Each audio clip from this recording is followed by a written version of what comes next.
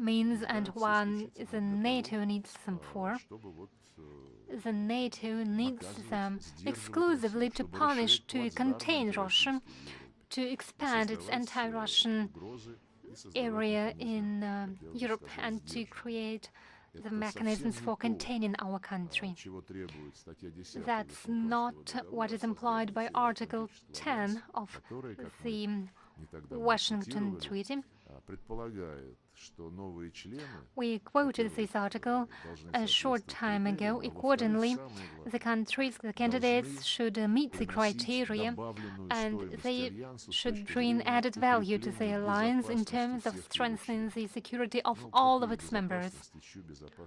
What security and whose security have Montenegro and North Macedonia strengthened? But as an instrument to contain Russia,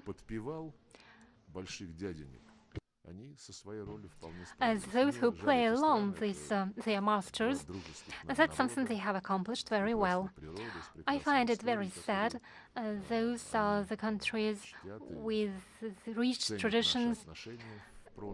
Their people value our past relations, but the current political realities have put these states and their peoples in a very sad situation.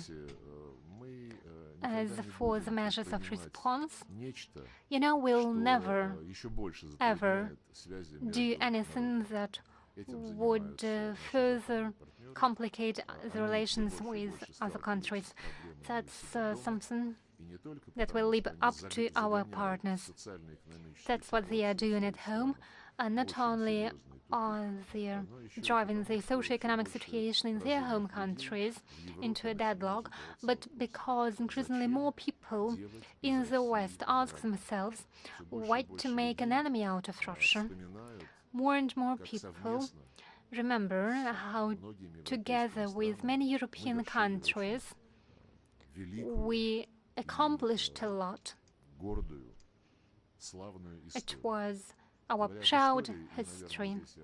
Speaking about history, here I'd like to get back to my visit to Serbia that never happened.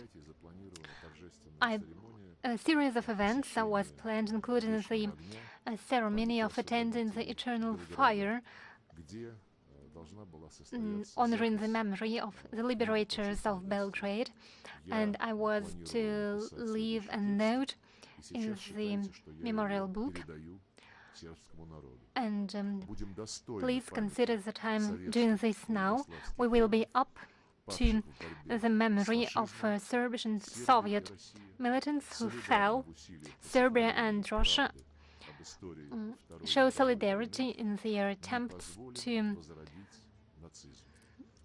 maintain the memory of World War II. We'll never allow anyone to forget it.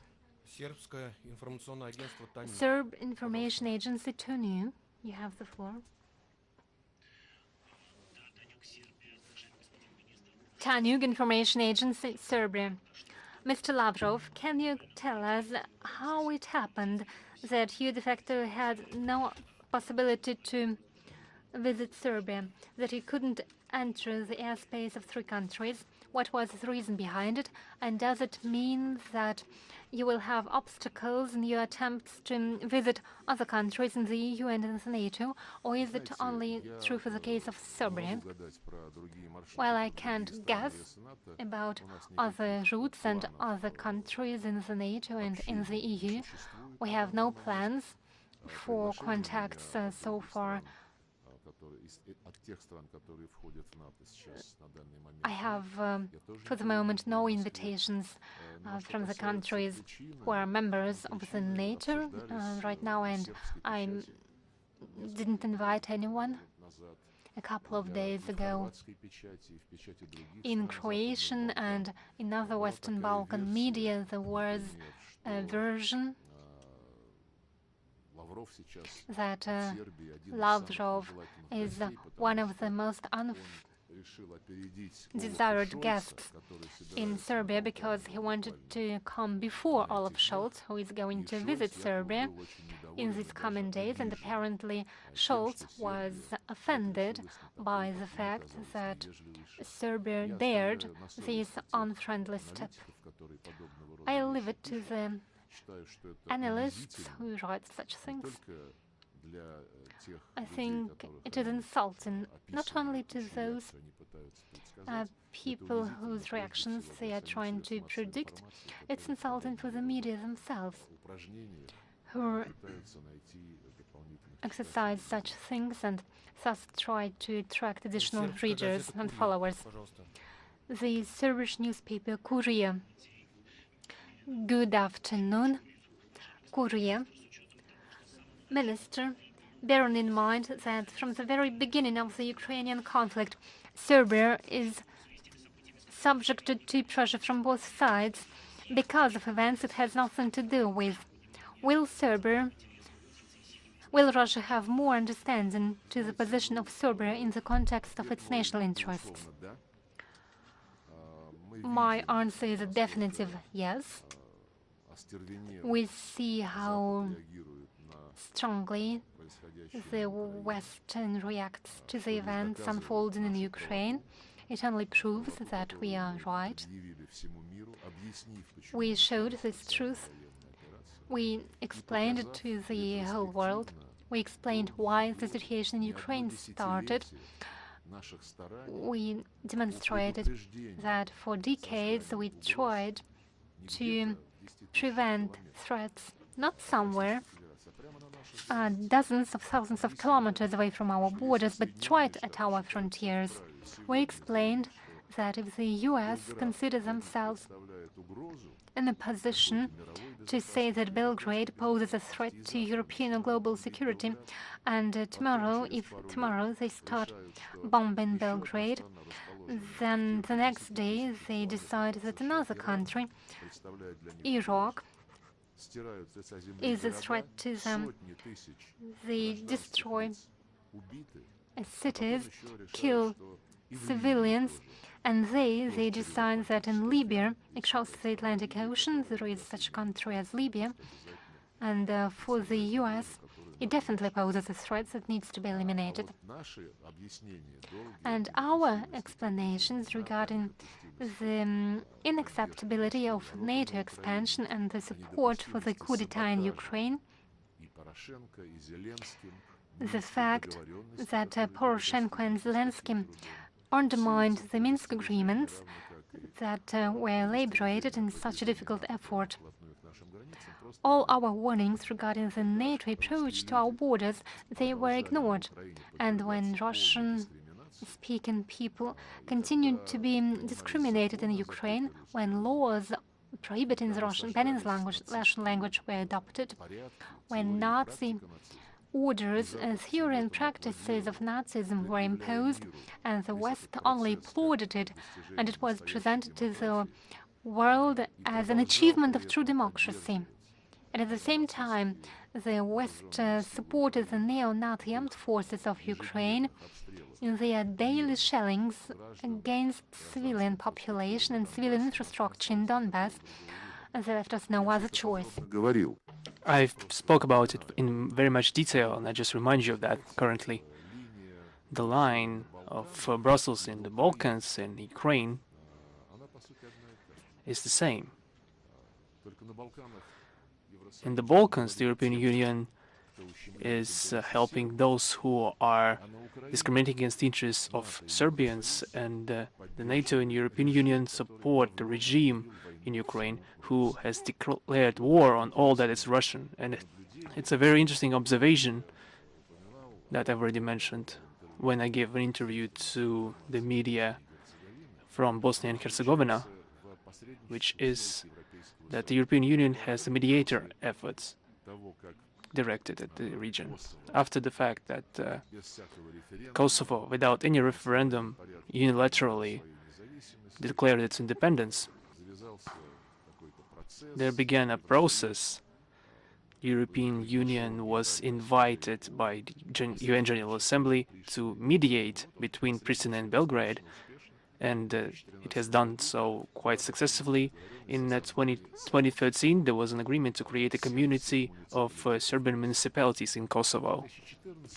In 2014, when the state coup d'etat happened and there was an operation of anti-terrorist forces in Ukraine against Donbass, against the Russian-speaking people, the European Union also mediated, and this all ended up in signing the Minsk agreements, which also established some sort of rules. And regarding Serbian municipalities of Kosovo and regarding Donbass, the European Union was solemnly swearing to support the special status of those territories in the north of Kosovo and the east of Ukraine. The status that consisted in very easy to explain things, to allow people to speak their mother tongue, Serbs to speak Serbian, and the people in Ukraine to speak Russian language, to teach their children in schools in their mother tongue, to allow them to use this language in their daily life, and to allow them to have a sort of autonomy in the questions of law enforcement and issues of economic links with the neighboring regions. In Kosovo's case with Serbia, in the East Ukraine case with Russia. Those are identical agreements directed to the respect of national minorities in all accordance with international European conventions regarding such groups of people. In both cases, the European Union solemnly swore that they achieved success in both cases. The European Union failed in both cases too, and they're forced to admit it, basically, by claiming that they couldn't force Kiev to adhere by the Minsk agreements and force Pristina to abide by the agreements made with Belgrade.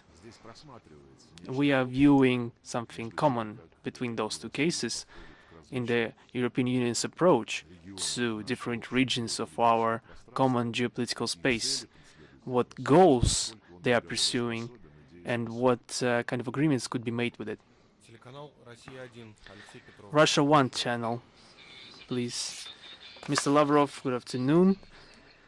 Alexei Petrov, Russia 1. You've already began talking about Ukraine. I would like to develop this topic towards Turkey, because your visit has already been announced. In your opinion, what role Turkey can play in the questions of normalization in the situation in Ukraine? They are of the desire to mediate this conflict according to the information and the intention of Ukrainian side from the beginning, and that was torpedoed by the Ukrainian authorities themselves. What are your opinions on the Ankara's stance regarding the extension of NATO to Sweden and Finland?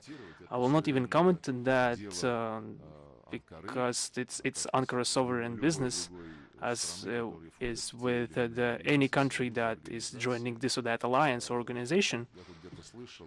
I heard somewhere that some of the quite jingoist members of the European Parliament from the Baltic states, while discussing this sixth package of sanctions against Russia, they demanded Hungary to be exempt from the vote because they have been neglecting the discussion process.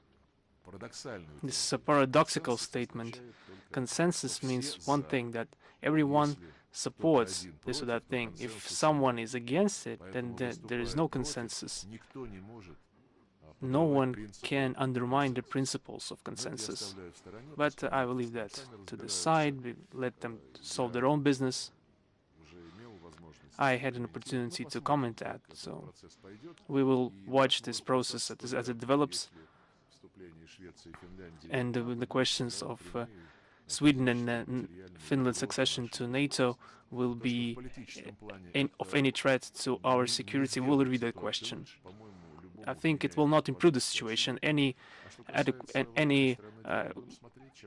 well-meaning and reasonable politician could see that. Regarding the Turkey's role, they have their own position that they do not hide. We have our own disagreements regarding several topics in the situation in the region. We have quite a lot of disagreements, but as example showed in Syria or Libya, our presidents are clearly explaining their approaches and are respecting the stances of each other, and instead of to tout the questions where they are disagreement, they're trying to consider each other's options to the context between Moscow and Ankara. In this key, there was a telephone conversation regarding those issues that have been created in the recent 2 years by the West in the area of food security, and those issues have clearly gotten worse due to the sanctions that have been introduced by the West. And then they started to think how to deal with the situation with the food shipments to different regions of the world. Yes, we have a common interest with Turkey to solve these problems, and in my recent review I mentioned how we could unblock the shipments of food from the Black Sea ports that have been mined by Ukraine, and from the ports of the Azov Sea that are already controlled by the Russian Federation and that have been demined, and the waterways have been basically charted through those regions, and we have specialists that are going to Turkey, and my delegation is going there to at least try to deliberate this topic. We will try to work through the variants that have been mentioned by the president, and those variants that depend on those who must work with Ukraine, those who must force Ukraine to ensure demining of the ports, and those who must lift all the obstacles for shipping and insurance service of those ships that will ship food and grain goods from the Black Sea to the ports of developing countries. British Television Corporation, BBC, please. Steve Rosenberg. Sergei Viktorovich, Mr. Lavrov, the UK stated that they are giving Ukraine munitions and weapons, that the MLRS systems to help them defend from the Russian forces. You named it a risky way, but if Russia did not attack Ukraine, but if there was no Russian invasion into Ukraine, there would be no transfer of any MLRSs.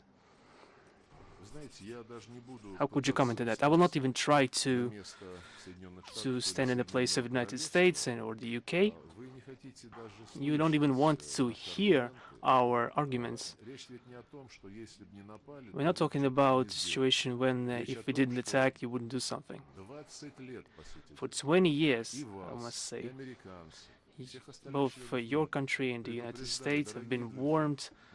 Difference. You confirmed in 1999 that there will not anyone must not reinforce their own security at the expense of someone else. Your prime minister signed that, and the presidents and the prime ministers of other countries of the SE. Why these statements turned out to be false? Instead of that, you're saying that leave the NATO alone, it is not your business, we accept anyone you want. And for 5 times you extended your reach towards our borders. When the Warsaw Treaty came to an end and the USSR ended, who did you defend against? For 5 times you extended your lines of defense. What is that? This is probably delusions of grandeur we're talking about. You're stating now that we must ensure the global responsibility of NATO in the Pacific region, and the next line of defense of NATO will be in the South China Sea. If we see what is going on, we understand that you consider yourself right to wage arbitrary actions I understand that you had the British Empire, that you had leftover seeds all around the world, and you have a sort of nostalgia. But when you are declaring some regions, an ocean across from the United States, where there are these regions, you are naming them regions where there are threats towards the United States, the Mosul in Iraq or Raqqa in Syria, where the states are destroyed. Just imagine for a minute if in neighboring Ireland, which is still occupying half the island, imagine if they cancelled the English language, or in Belgium they cancelled the French language, and in Switzerland they cancelled French, German, or Italian. How would you look at that? I won't even try to develop this idea, but they think that when they cancelled the Russian language, European countries looked at it as if nothing happened. In education, in media, daily conversations, all this was banned. And Russians were subjected to bombardments for 8 years on the part of the regime that professed and glorified Nazism. There is no need to make things look easy. I understand that I need to repeat my truth to you and to the audience, but if saying that if we didn't attack, we wouldn't have shipped the MLRS systems. President Putin has already commented on the situation. I can only add the following. The more long-reaching munitions and weapon systems you will ship, the more we will extend the line which bars neo-Nazis from threatening our country further. Associated Press, are you with us today? Yes, thank you, Mr. Lavrov. If you allow me, I would like to ask two questions. First, when Russia negotiated with Ukraine in March, they demanded that the Kiev should accept independence of Donbass and that Crimea is Russian. Now they want Kiev to accept independence of Kherson region and the part of Zaporozhye region, which have been controlled by Russia, or the accession to the Russian Federation. This question could be answered by the people that are living in the liberated territories. They are claiming the fact that they want to choose their own future, and we respect this position. Regarding the fact what tasks were declared, I must note once again, if the West decided to ship weapons that obviously could reach not only the bordering region, but the more further-lying regions of Russia, all this talk about the fact that Zelensky promised something to you could be taken seriously. When in Ukraine, politicians and deputies are just laughing at the Americans that said that they believed Zelensky, who promised us not to shell Russian territories. They're laughing at those opinions. This this behavior of United States satellites, if this reaction could be determined, the further reaching the munitions shipped will be getting, the further we will displace Nazis from the territory when there is a threat towards the Russian population. If you allow me a second question.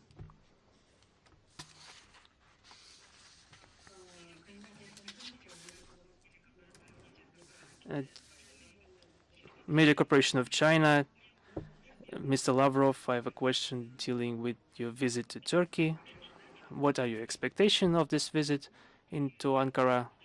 And is it possible to find a certain mechanism on the grain question? And will you discuss the question of the resumption of Russia-Ukrainian negotiations in Istanbul? I've already responded to that question. The topic of the negotiation have been declared during the telephone conversation a couple of weeks ago between the presidents of Russia and Turkey. And President Putin, in his interview recently, spoke in detail about those ideas that exist and those variants that are optimal to ship the grain. As for the fact what depends on us, we are doing our part. Russian servicemen are declaring daily humanitarian corridors in the Black Sea and the Azov Sea to let ships pass, to let foreign ships pass. Those ships are currently held hostage by the Ukrainian authorities. But for ships to use those corridors need to be demined. And this demining operation should be conducted by the Ukrainian side. If our Turkish colleagues who spoke about their readiness to help in those demining efforts, I think our military could arrange those efforts so that those minefields could be cut across to let ships pass and to ensure that they reach their destination further into the Mediterranean. In this issue, the concept is pretty clear. We've been talking about it for a long time. Attempts to pose the things as if Russia doesn't want anything, or as if they need to attract some kind of organization, for example, the UN, or someone said, let's adopt a UNSC resolution. We've been through that. All those who are more or less serious in their desire to let the grains be shipped from Ukrainian ports know that one single thing needs to be done. That is to give order to Zelensky, for him to give order to demine the ports, so that they don't hide behind any announcements that Russia and precautions that Russia will use it. Mr. Putin said we are not going to use the situation for our goals.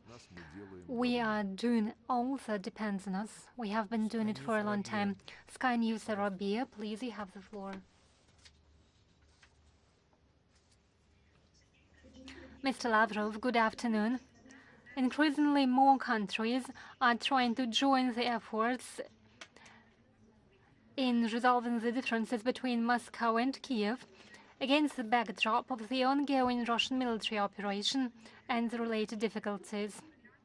What of the mediatory efforts that have been proposed is Moscow right now considering as most realistic and acceptable? Thank you. Most realistic ones were the offers that were made without any mediators.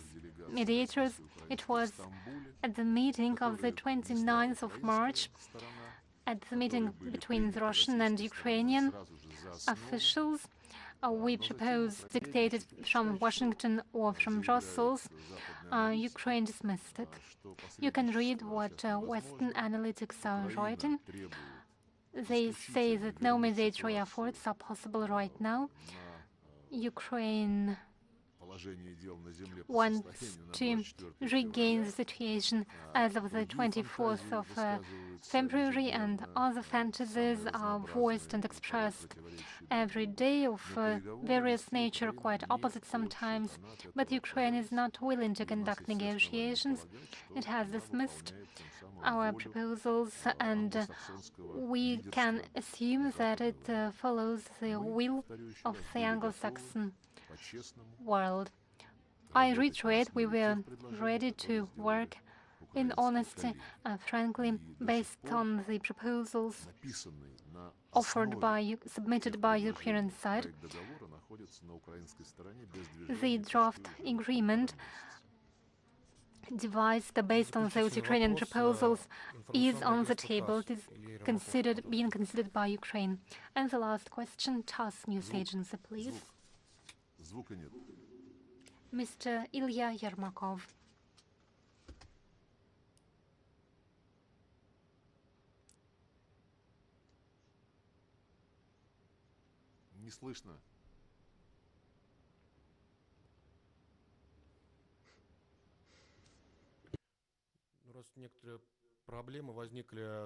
Please, there are some technical difficulties, then Izvestia. Nikolai Ivanov. Mr. Lavrov, getting back to the provocation by Bulgaria, North Macedonia and Montenegro, in your opinion, was this position negotiated with Brussels or directly with Washington, or is it their desire to score points before in the eyes of Brussels and Washington? Regarding your question, what was behind it, whether it is a desire to score points or simply fulfilling the order. Probably it was both. Probably it was ordered a long time ago. Probably it was an instruction to make no steps back from this anti-Russian policy. Maybe it was ordered just yesterday. Maybe it was their own initiative. As for the diplomatic relations, we maintain such relations with the countries of the West, including all unfriendly nations. And we don't want to impose anything. I stressed it on many occasions before. Our main conclusion that we draw from the current situation is that we cannot reach any conclusions with the West, with Europe. We can never be sure that they respect the obligations. When this dynamism is over, when Europe recovers from it and calms down, we shall see what future we have for our future links and relations. If they offer us something, we'll consider it. And if it doesn't violate our interests, we'll be ready to restore our contacts. Thank you very much, and all the best.